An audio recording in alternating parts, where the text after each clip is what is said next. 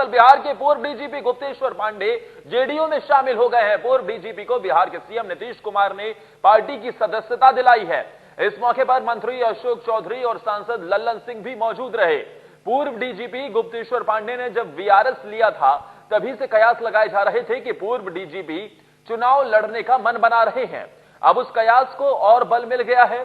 JDU में शामिल होने के साथ ही गुप्तेश्वर पांडे के बक्सर से विधानसभा चुनाव लड़ने की अटकलें भी तेज हो गई हैं। आपको बता दें कि पूर्व डीजीपी ने शनिवार को जेडीयू के प्रदेश मुख्यालय जाकर मुख्यमंत्री नीतीश कुमार से मुलाकात की थी। हालांकि गुप्तेश्वर पांडे ने नीतीश कुमार से हुई इस मुलाकात के राजनीतिक होने से इनकार कर दिया था, लेकिन अब पूर्व डीजीपी गुप्तेश्वर पांडे जेडीयू में शामिल हो गए हैं। आज 4 बजे शाम को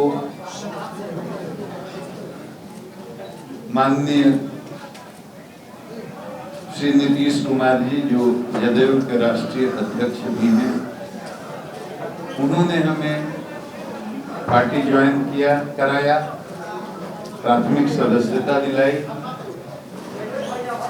मैं शुरू से ही उनसे प्रभावित रहा हूं।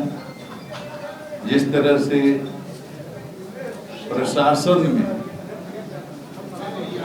हर तरह से पुलिस को सहयोग करने का काम, जो अपराधी हैं, रंगदार हैं, असामाजिक तत्व हैं, उनके प्रति पूरी सख्ती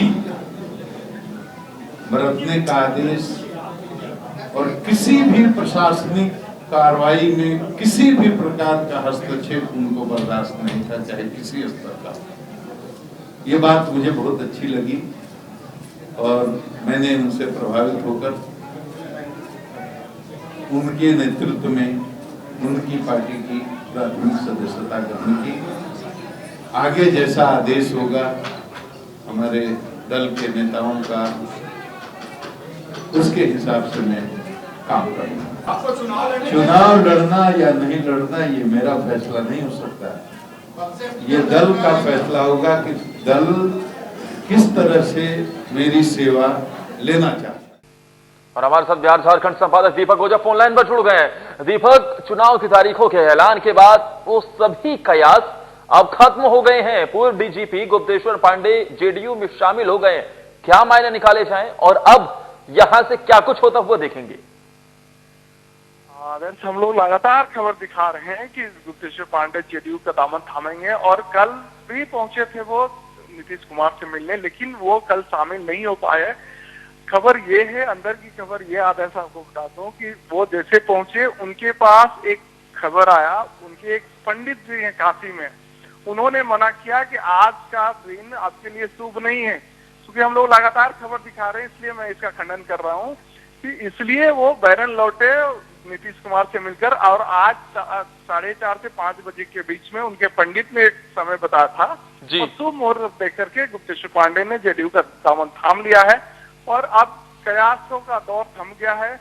और लेकिन एक कयास तो थम गया है, लेकिन दीपक इस बीच बक्सर से चुनाव लड़ने की अटकलें अभी भी तेज हैं। बिल्कुल, कयास अभी लगाए जा रहे हैं कि चूंकि अब जेडीयू में शामिल हुए हैं तो ये चुनाव लड़ेंगे, ये तो कंफर्म हो गया है। लेकिन जो बक्सर की बात हो रही है तो बक्सर अभी बीजेपी की सिटिंग सीट है, लेकिन लोग कह रहे हैं, जो सूत्र हैं हमारे वो कह रहे हैं कि बक्सर सीट वो जेडीयू के खाते में, मतलब अल्टरनेट वो लोग अदला बदली कर सकते हैं जेडीयू और बीजेपी को बक्सर के बदले कोई और सीट दिया जा सकता है और गुप्तेश्वर पांडे के लिए स्पेशली जेडीयू बक्सर की सीट बीजेपी से मांग सकती है। तो ये होना लाजमी है। जो परिदृश्य दिख रहा है ये गुप्तेश्वर पांडे के पक्ष में सब कुछ सिनेरियो पॉजिटिव दिख रहा है, तो उम्मीद है कि बक्सर से ही चुनाव लड़ेंगे आदर्श। लेकिन दीपक, इसके साथ ही इससे पहले भी हमने कुछ दिन पहले देखा था कि जब बिहार के पूर्व डीजीपी जेडीयू में शामिल हुए थे और अब एक और पूर्व डीजीपी गुप्तेश्वर पांडे, जो कि इन दिनों काफी सुर्खियों में भी रहे हैं, वो भी जेडीयू में शामिल हो गए। तो प्रशासनिक अमले के बड़े वहां पर अधिकारियों को पार्टी में शामिल करवाना, इसके क्या मायने समझे जाए बिहार की राजनीति में खास तौर पर? देखिए, नीतीश कुमार के बारे में कहा जाता है कि वो एक कुशल शासक हैं और जो ये ब्यूरोक्रेसी बहुत नजदीक है नीतीश कुमार के, और नीतीश कुमार के जो चॉइस है वो बिल्कुल अलग है। जो इंटेलेक्चुअल लोग हैं, पिछले दिनों मीडिया में भी नीतीश कुमार ने कहा था कि जो गुप्तेश्वर पांडे का जो टीआरपी है, जो सोशल मीडिया पर फैन फॉलोइंग है, यदि वो किसी के साथ जुड़ जाए तो उनका भाव बढ़ जाएगा। तो ये नीतीश कुमार ने भी संकेत दिया था और वो संकेत आपके सामने दिख रहा है कि गुप्तेश्वर पांडे ने रिजाइन करके जेडीयू का दामन थाम लिया और वो अब उन्हीं के पार्टी से चुनाव लड़ेंगे। तो कहीं ना कहीं ये जेडीयू ने भी भरोसा जताया है, नीतीश कुमार ने भरोसा जताया है कि जिस सीट से गुप्तेश्वर पांडे को उतार देंगे वो सीट हमारी होगी। तो कहीं ना कहीं दोनों तरफ से ये भरोसा जताया जा रहा है एक दूसरे के ऊपर। लेकिन दीपक, अगर पिछले कुछ समय से देखें तो खास तौर पर सुशांत मामले को लेकर डीजीपी, पूर्व डीजीपी गुप्तेश्वर पांडे लगातार सुर्खियों में रहे थे। तो क्या अब सुशांत मामले में भी हम अलग तरीके की बयानबाजी होती हुई देखेंगे? क्योंकि हमने जिस तरीके से देखा कि शिवसेना की प्रवक्ता प्रियंका चतुर्वेदी पहले ही पूर्व डीजीपी पर निशाना साध चुकी हैं।